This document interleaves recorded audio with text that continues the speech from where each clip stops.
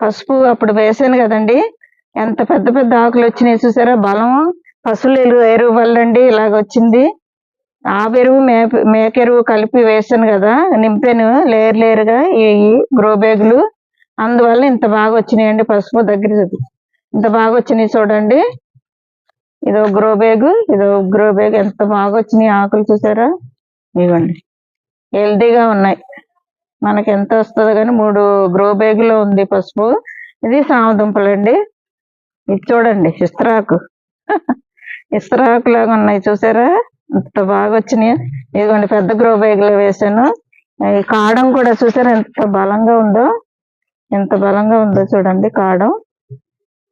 బాగా ఊరుతాయండి ఇలాగా హెల్దీగా ఉంటే.